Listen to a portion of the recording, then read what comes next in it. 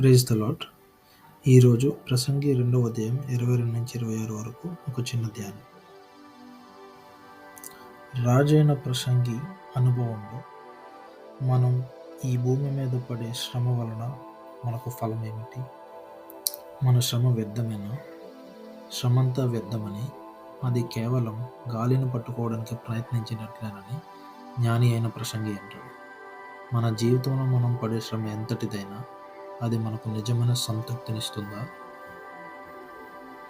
మానవ శ్రమభారం. జ్ఞాని రాత్రింబవళ్ళు తన మనసులో దుఃఖాన్ని, ఆందోళన కలిగి ఉంటాడు. అతని మనస్సు విశ్రాంతి లేకుండా పనిచేస్తుంది. మనిషి జీవితం అంతా దుఃఖంతో, కష్టంతో నిండి ఉంది. జ్ఞానం, విజ్ఞానం సంపాదించడానికి మనం పడే శ్రమ కూడా నిస్సారమైనదా? దానికి ముగింపు ఏమిటి? మనిషి ఎంత శ్రమించినా, ఎంత ప్రయత్నించినా భూమిపై అతని పనికి శాశ్వతమైన ఫలం ఏమీ ఉండదు. అదంతా గాలిని పట్టుకోవడానికి ప్రయత్నించినట్లే, అదంతా వ్యర్థమే. అయితే ఒక మనిషి అన్నపానములు పుచ్చుకొనటం కంటే, తన కష్టానికి ప్రతిఫలంగా మంచిని అనుభవించడం కంటే మెరుగైనది ఏమీ లేదని రాజైన ప్రసంగి చెప్తున్నాడు.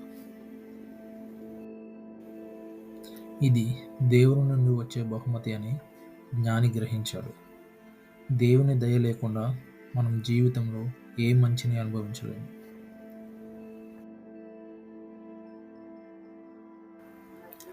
ఎందుకంటే దేవునికి ఇష్టలైన వారికి ఆయన జ్ఞానాన్ని, విజ్ఞానాన్ని, ఆనందాన్ని దయచేస్తాడు. అయితే భక్తిహీనులకు ఆయన శ్రమను కలిగిస్తాడు. జ్ఞానం, విజ్ఞానం, సంతోషం దేవుడి నుండి వచ్చే బహుమతులు. అవి మనకు నిజమైన సంతృప్తినిస్తాయి. భక్తిహీనుల గతి ఏమిటంటే, వారు ధనాన్ని పోగు చేసి కూడబెట్టి చివరకు దేవునికి ఇష్టలైన వారికి వాటిని అప్పగించడం. భక్తిహీనుల శ్రమ కేవలం గాలిని పట్టుకోవడం వంటిదే.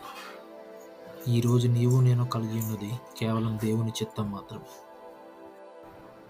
ఈ వాక్యాన్ని బట్టి మన శ్రమకు నిజమైన ఫలం, మన సంతృప్తి దేవుని నుండి వస్తుందని ప్రసంగి మనకు నేర్పుతున్నాడు.